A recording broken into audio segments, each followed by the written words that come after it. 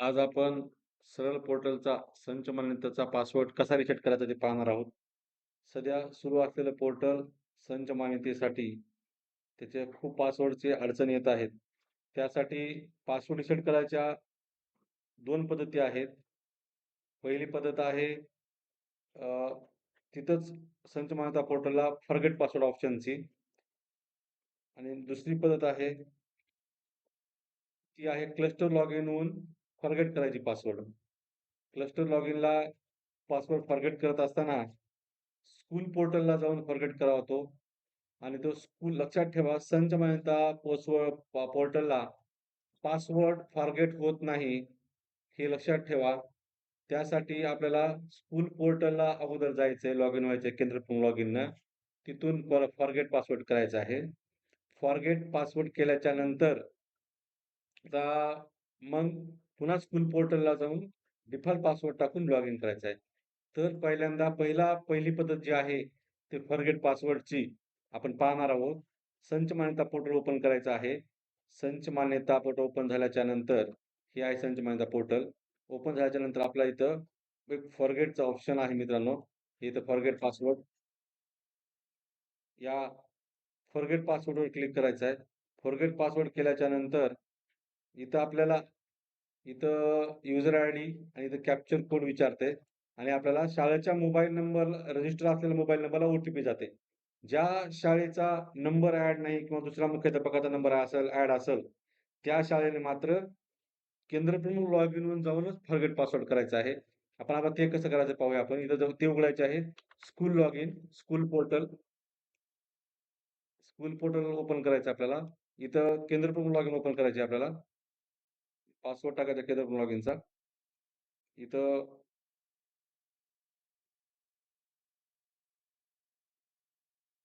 Capture code एकदा बदलून घ्यायचे. कॅप्चर कोड बदलल्याशिवाय हे करू नये लॉग इन. नाहीतरी परत कॅप्चर कोड एरर येईल.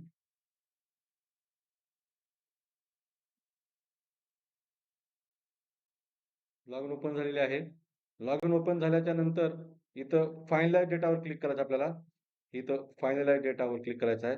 ही केंद्रप्रमुख लॉग इन आहे मित्रांनो. फायनलाइज डेटावर क्लिक केल्याच्या नंतर दुसरी स्क्रीन ओपन होईल. ही स्क्रीन ओपन झाल्याच्या नंतर आपल्याला इथं इयर निवडायचं आहे.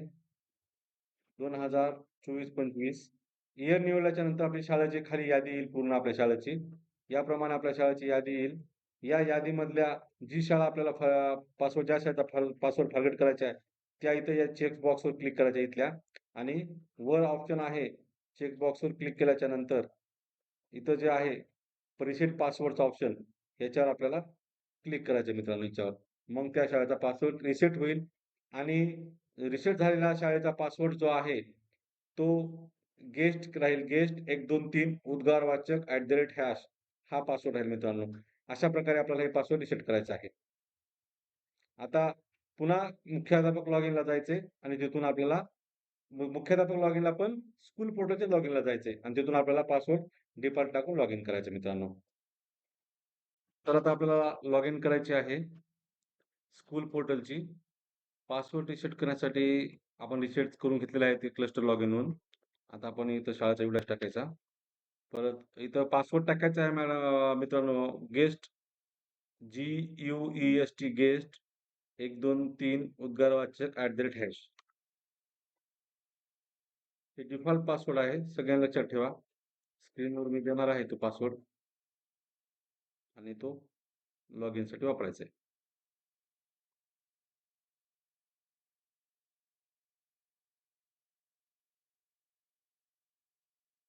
लॉग इनवर क्लिक करायचं. कॅप्चर कोड चेंज करा म्हणते.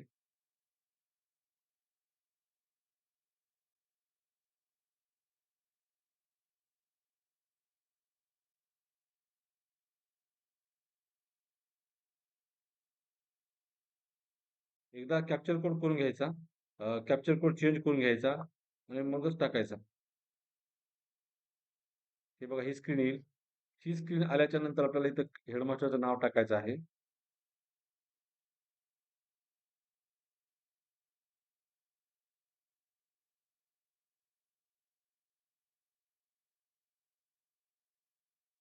त्यानंतर हेडमास्टरचा मोबाईल नंबर जे आहे ते टाकायचा मित्रांनो.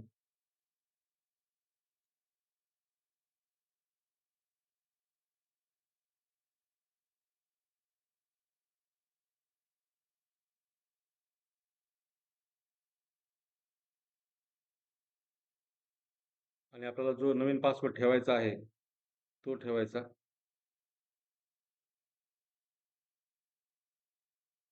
शक्यतो पूर्वीचा पासवर्ड ठेवू नका, कारण पूर्वीचा पासवर्ड ठेवल्यावर ते परत घेणार नाही.